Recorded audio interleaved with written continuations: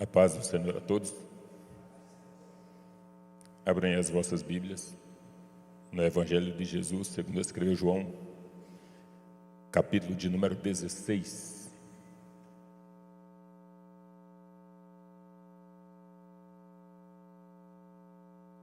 Capítulo de número 16 e versículos de número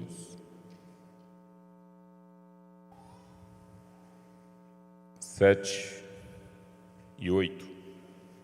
Já nos alimentamos da palavra de Deus. A palavra de Deus, ela é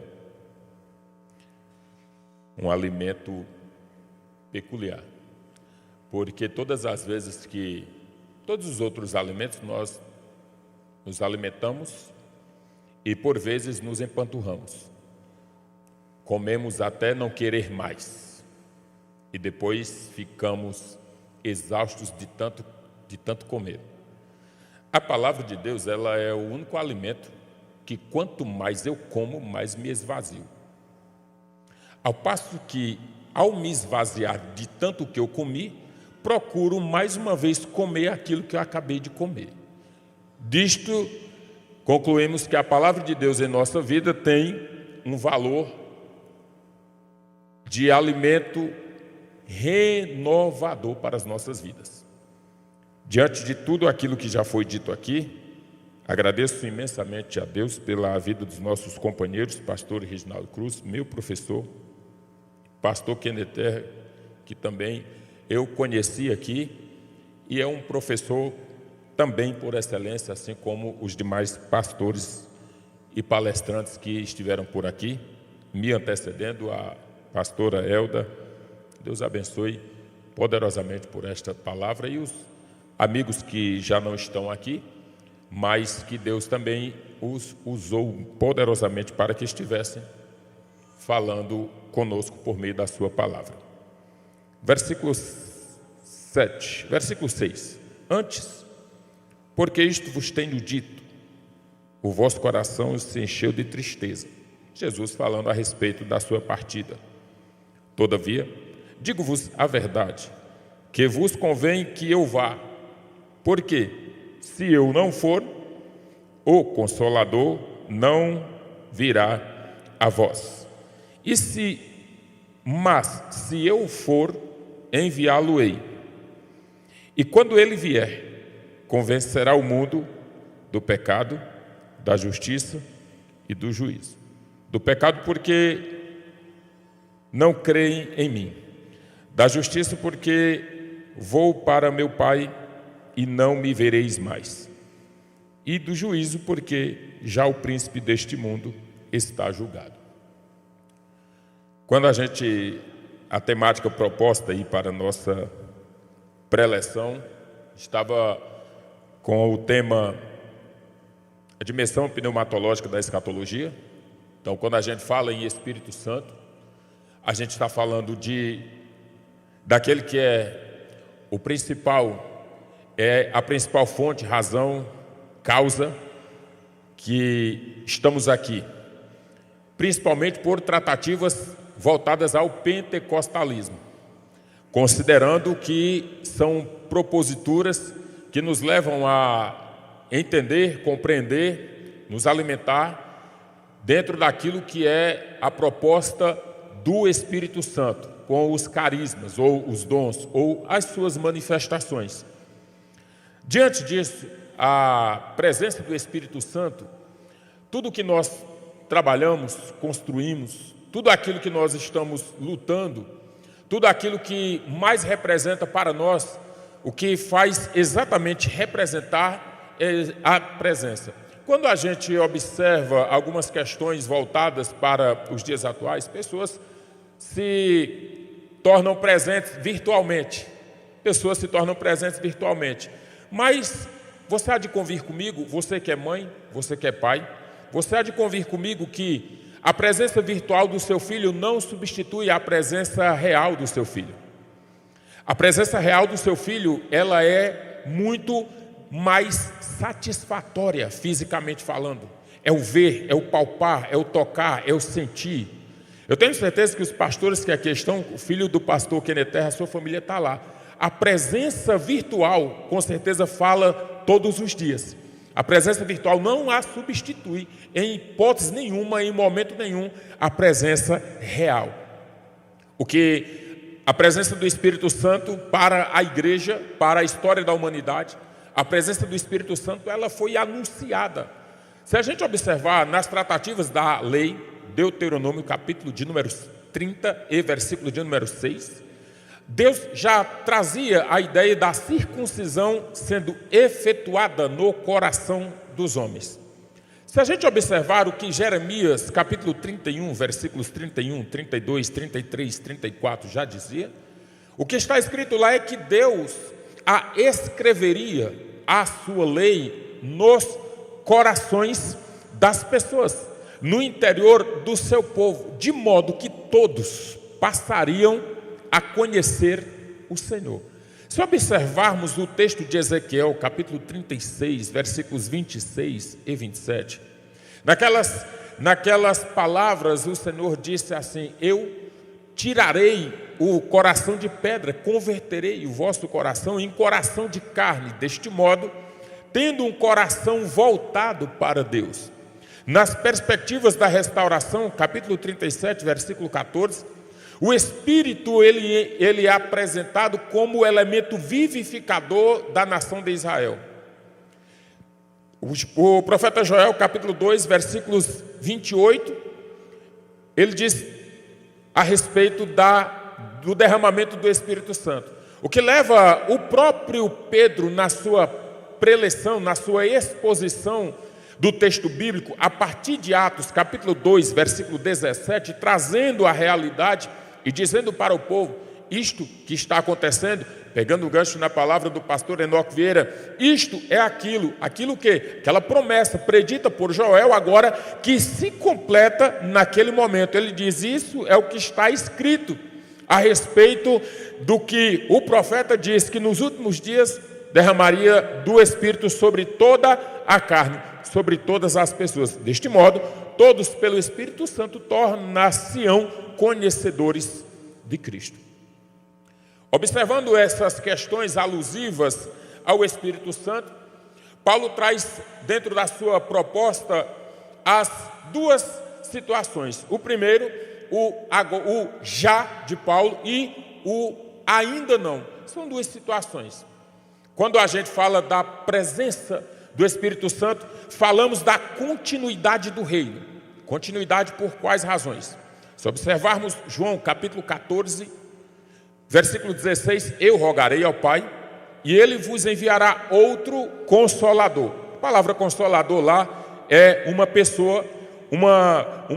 pessoa que tem a mesma conotação, características de um advogado, de um defensor público, de um amigo, de um conselheiro.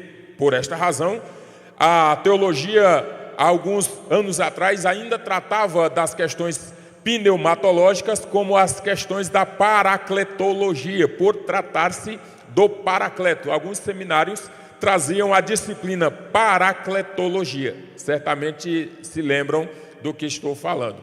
E diante desta proposta de continuidade do reino de Deus, porque o reino de Deus ele é inaugurado em Cristo Jesus. Como assim, pastor?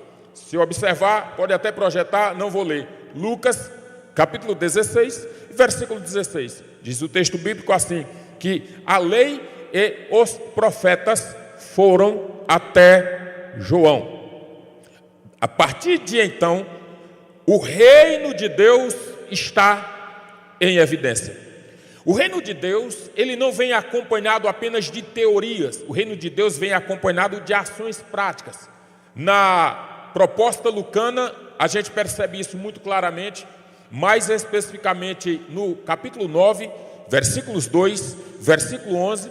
Observa lá que o texto vem dizendo que o reino de Deus era, e paralelamente ao reino de Deus, vinha acontecendo manifestações, curas e milagres. Então o reino de Deus, na proposta lucana, ele é colocado reino de Deus, mas sempre associado ao reino estavam manifestações carismáticas, que eram manifestações alusivas a um poder sobrenatural que estava tomando conta de tudo aquilo que estava associado à pessoa e à presença de Jesus.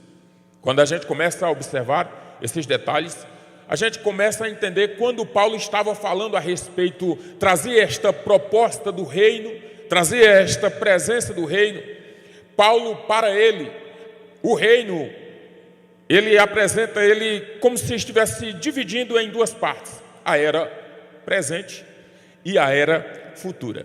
A era presente e a era futura. Para Paulo, na era presente estavam o governo de Satanás, ou a ação maligna. Para Paulo, na era presente, estava a injustiça. Para Paulo, na era presente, estava o pecado. Para Paulo, na era presente, estava a doença. Para Paulo, na era presente, estava a ação, a ausência do Espírito Santo. Na era presente. Quando Paulo está falando à igreja, ele se coloca, principalmente aí, falando aos coríntios, ele diz que para os corintianos, não aos corintianos, mas para os coríntios, Paulo estava dizendo lá na segunda carta, capítulo 10, versículo 11, se quiser projetar, pode projetar. Para Paulo, aquele povo já não estava vivendo naquela época. Projeta aí, por favor, lá na segunda carta de Paulo aos Coríntios, capítulo de número 10 e versículo de número 11.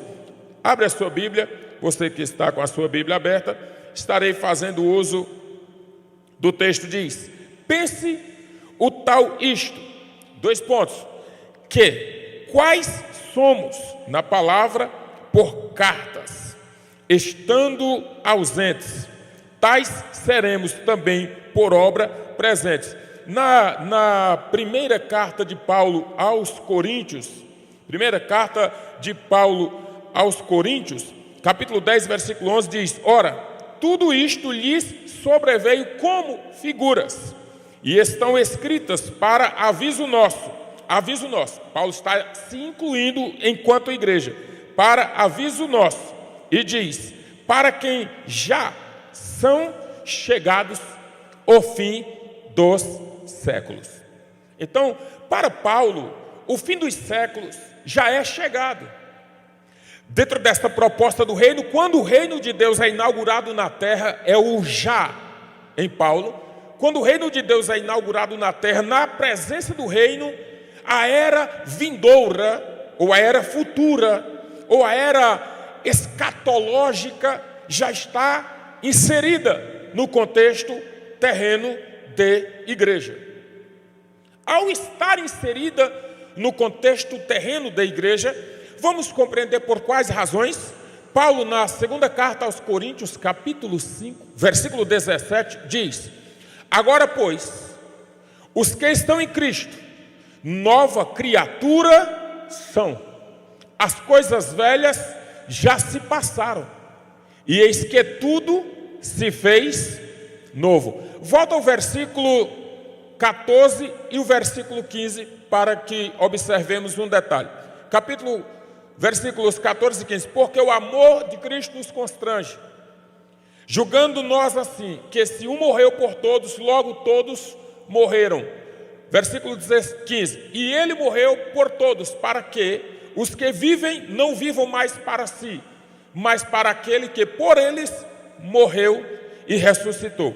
Há uma implicância na propositura do reino, numa perspectiva escatológica, é que para Paulo, a igreja permanece vivendo o amanhã na era presente. Porque se a igreja deixar de viver a era futura no seu tempo presente, ela deixou de ser igreja. Porque a igreja não pode perder a perspectiva da eternidade. Se ela perde a perspectiva da eternidade, pastor Reginaldo, ela deixa de ser igreja. Ela é torcida organizada, ela é grupo religioso, ela é facção, ela é qualquer outra coisa, qualquer outro ajuntamento, menos igreja. Então, para Paulo, a era presente é uma era dominada pelo diabo. A era presente é uma era dominada pelo maligno. A era presente é uma era da injustiça, é uma era da mentira, é uma era da doença, é uma era da ausência do Espírito. Daí Paulo conclama ao povo dizendo que é tudo novo dentro daquilo que foi criado. Agora, nós somos nova criatura. Como nova criatura, a minha perspectiva não pode ser uma perspectiva de velha criatura. Daí a necessidade de compreensão e recebimento do Espírito Santo, enquanto agente transformador, restaurador, orientador, conselheiro, ajudador, defensor. Daí a proposta pela qual a igreja, sem o Espírito Santo, ela não pode ser igreja. Porque ela acompanha. Esta proposta paulina, ela acompanha, e aí a gente compreende por quais razões, por quais motivos, as pessoas começam a viver na terra esquecendo do céu, e isto é um desequilíbrio, porque ontem foi falado muito aqui de razão e racionalismo, a racionalidade e o racionalismo, sendo este o racionalismo uma ideia completamente diferente, que me leva a desacreditar daquilo que é racionalmente presente na nossa vida. Quando Paulo diz aos Romanos capítulo 12, versículo 1, que nós devemos apresentar o nosso culto racional a Deus, apresentando-nos diante dele como sacrifícios vivos, irrepreensíveis e agradáveis a ele, sendo estes o culto racional. Para depois, e ele continua dizendo, e não vos conformeis com este mundo, que não é o cosmos, mas sim o sistema, não nos adequando a este sistema, nós possamos experimentar qual seja a boa, agradável e perfeita vontade de Deus. Considerando isto, considerando que vamos ser conhecedores da perfeita, agradável e perfeita, agradável vontade de Deus, não nos conformando com este mundo, é exatamente porque o nosso inconformismo nasce na nossa perspectiva escatológica da igreja de eternidade para a igreja de hoje. Eu e você não deixamos de ser igreja porque temos a mente no céu, mas deixamos de ser igreja quando tiramos a mente da eternidade.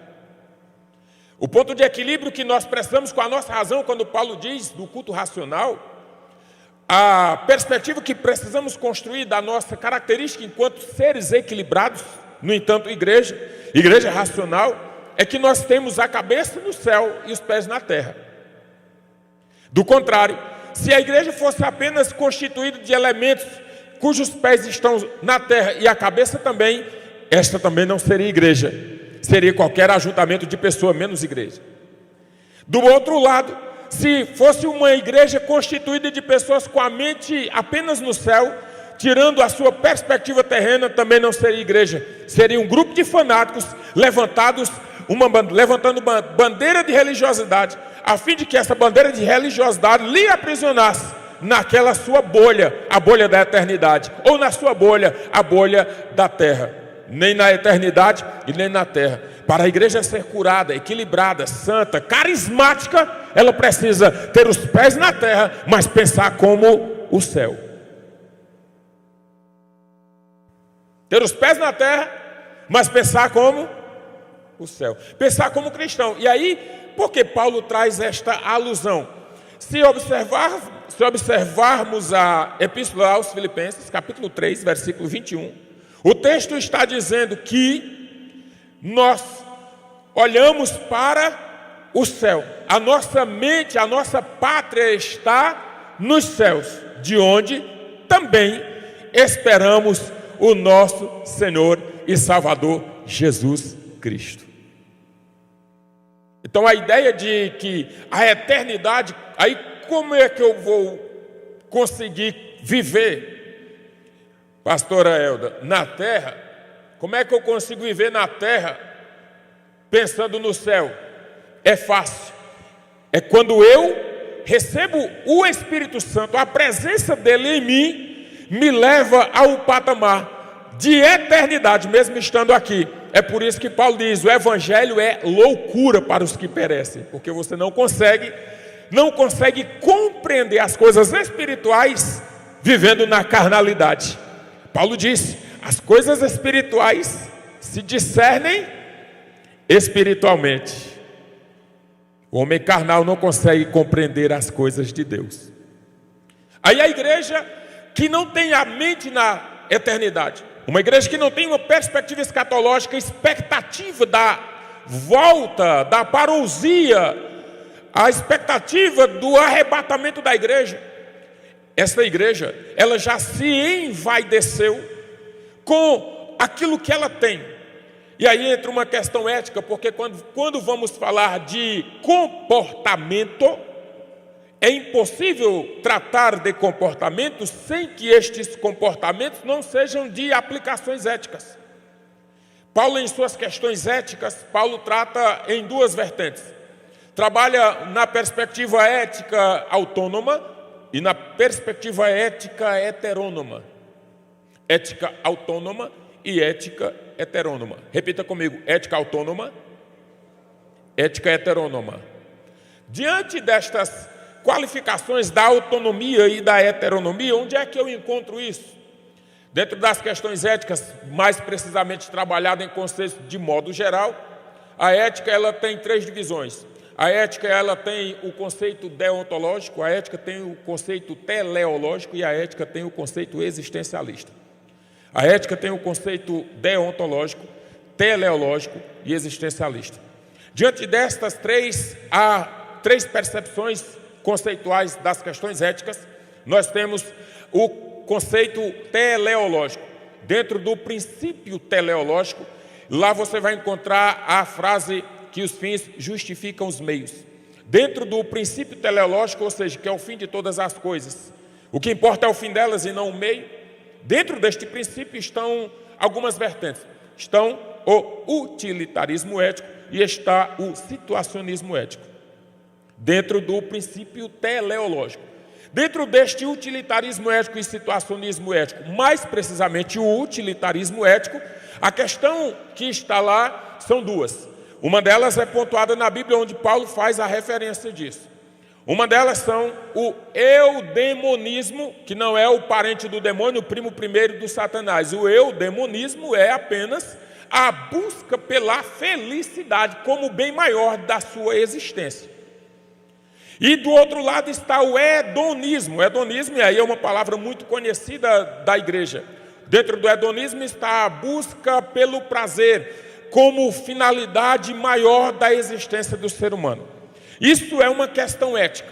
Quando a igreja se embebeda com o sistema político, religioso, tradicional e esquece o principal dela, que é a característica peculiar da sua criação, que é a fundamentação bíblica teológica, chancelada pela ação capacitadora do dínamos, que é o poder que rompe, que é o Espírito Santo. Aí a igreja, ela começa a envaidecer-se e se embebedar exatamente com a felicidade que ela tem pelas suas riquezas e o prazer que ela tem pela comodidade gerada pelos seres abastados presentes dentro dela.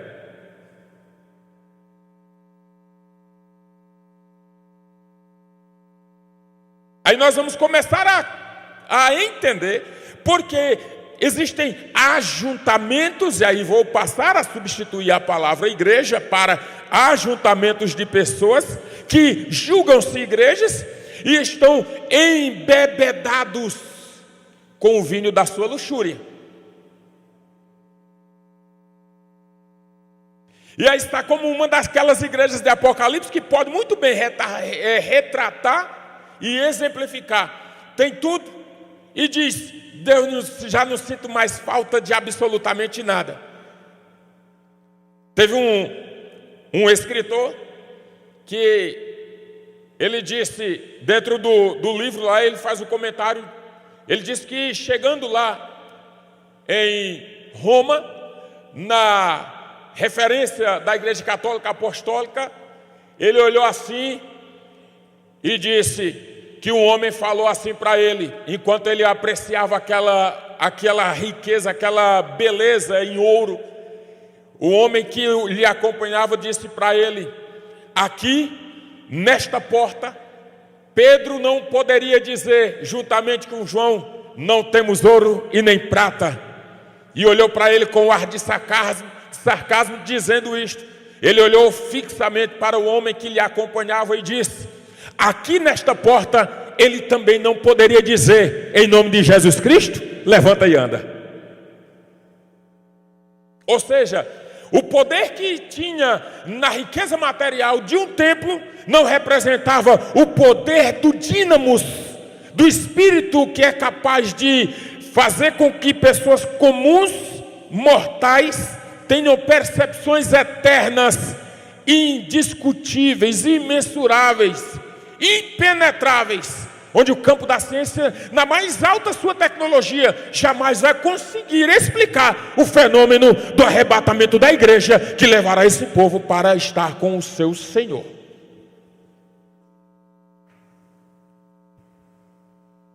Então a igreja, quando ela se envaidece, e aí eu digo ajuntamento de pessoas envaidecidas pela sua riqueza material, porque a igreja, John Stott trata e apresenta a igreja com 4 características essenciais, resumidamente, com base em Atos dos Apóstolos, capítulo 2, versículos 42. E perseveravam na doutrina dos apóstolos, e no partir do pão, e na comunhão, e nas orações. As quatro características essenciais de uma igreja verdadeira estavam contidas aqui. Outros comentaristas também fazem a mesma apreciação. E nisto vamos compreender, porque quando falamos de doutrina dos apóstolos, evidentemente estamos nos referindo à doutrina bíblica, à sã doutrina pregada e deixada para que viesse ao longo dos séculos estar sendo falada e ensinada. A doutrina era o conhecimento da palavra de Deus. Conhecimento da doutrina, conhecer, conviver, porque a igreja, para ser igreja de verdade, ela é uma igreja relacional. O carisma manifesta nas relações. Imagina o Senhor sendo usado no dom de cura, se não houvesse a quem curar. Imagine qual a razão da manifestação do dom de interpretar uma língua se não houvesse alguém com a língua diferente para que alguém a interpretasse. Seria vago, seria vazia a nossa fé. Imagine você querendo receber o dom de revelação sem que tivesse nada a se revelar. Recebendo o dom de profecia para profetizar para quem? Para si mesmo. Olhar no espelho e dizer, assim diz eu, não vai fazer como o rapaz que queria muito namorar a filha do pastor e foi orar com ele e colocou a mão na direção dele e ao invés de dirigir a palavra, meu servo, se empolgou e disse, meu sogro, não funcionou. Não deu certo. O trem deu errado.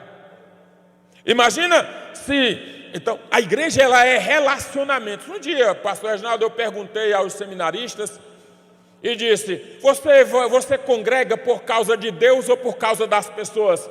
Como todo bom assembleiano da veia pentecostal, canela de fogo, sapato de brasa, enfim. Ele disse assim, por causa de Deus, é claro. Eu disse, é mesmo? É, por causa de Deus, pastor. A gente não pode ser crente no homem. A gente tem que ser crente em Deus. E eu congrego é por causa de Deus. Eu disse, eu vou fazer mais uma pergunta aqui. O Deus de vocês... Ele tem a onipresença, onipotência, transcendência, imutabilidade, perfeição, santidade e eternidade.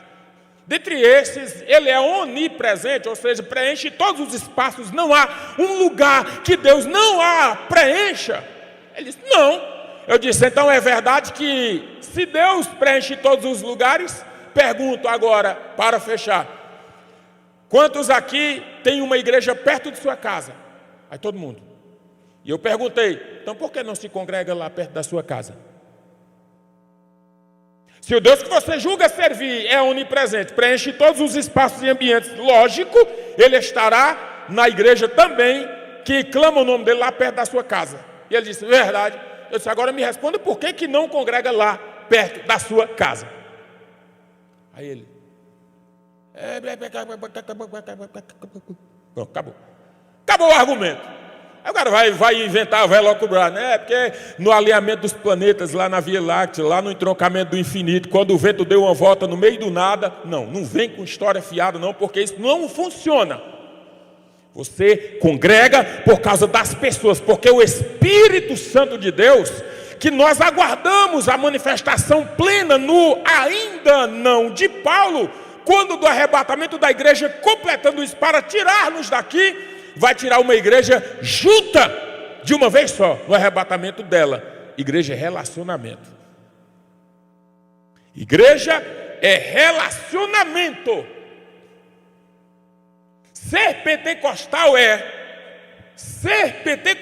é gostar de palavra, é gostar de relacionamentos, é gostar de repartir, é a terceira característica, a responsabilidade social da igreja, é a responsabilidade social da igreja conhecer relacionamento com a palavra de Deus, conviver relacionamento com o próximo, repartir responsabilidade social da igreja enquanto elemento transformador de uma sociedade caída e corrompida e miserável. A igreja é o elemento equilibrador deste mundo. É ela que traz a paz, é ela que assiste a atribuição a diáconos, àqueles que serviram às mesas, assistir os órfãos e as viúvas. Essa atribuição ela é para a igreja na proposta do serviço, a diaconia, o serviço propriamente dito. Para ser igreja tem que servir. Quem não serve como igreja não é igreja em serviço.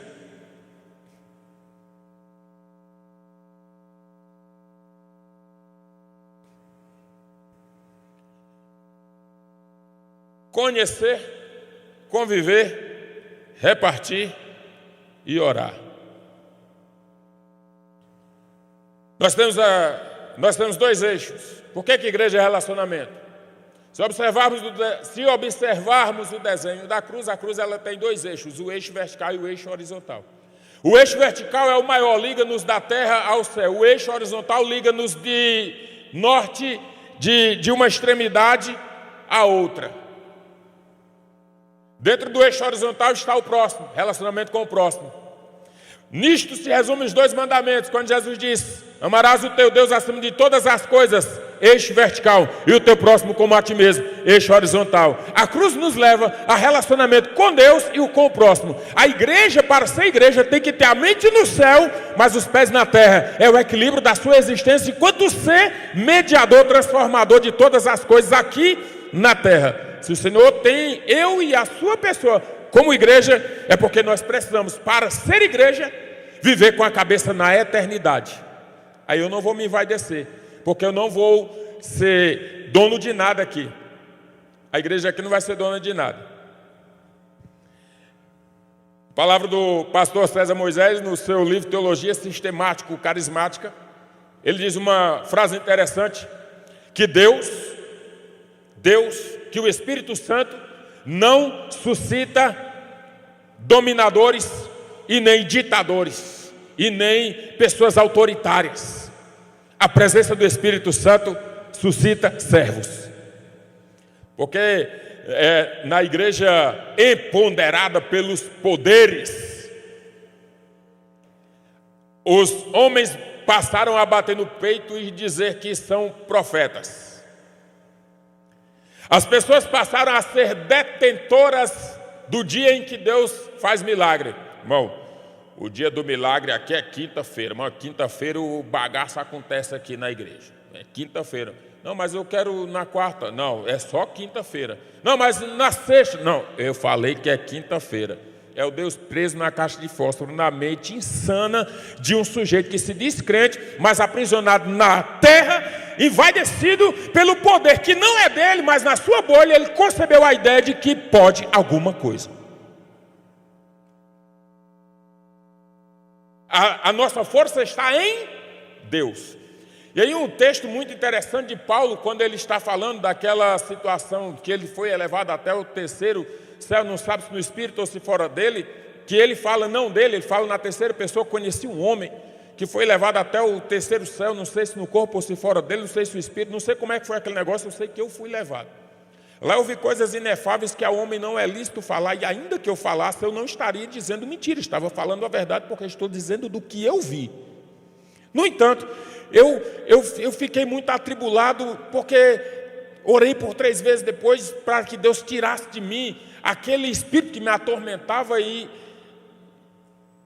ele disse assim para mim: a minha graça te basta. A minha graça te basta. Ele olhou assim, a minha graça te basta. Aí o versículo que fecha o capítulo diz: porque quando estou fraco, então sou forte. Observe que o texto de Paulo, ele apresenta a ideia de um estado temporal terreno comparado a um estado essencial eterno. Estado temporal terreno, fraqueza, estou fraco. Estado essência eterna na sua existência, sou forte. Fraqueza, estado temporal terreno, passível de todos nós sofrermos. Por isso que Paulo, na segunda carta, capítulo 4, versículos 16, 17 e 18, ele diz que todas aquelas questões que lhe atormentam, isto aí traz um peso eterno de glória muito excelente. É o que diz o texto? Projeta aí. Segunda carta aos Coríntios, capítulo 4, versículos 16, 17 e 18. Segunda epístola aos Coríntios, capítulo 4, versículos 16, 17 e 18, diz: por isso não desfaleçamos, ainda que o nosso homem exterior, matéria, se corrompa, o interior, contudo, se renova dia após dia. Perspectiva eterna de Paulo. Por quê? Continua dizendo: a nossa leve e momentânea tribulação, o homem terreno, produz para nós um peso eterno de glória muito excelente. Perspectiva terrena.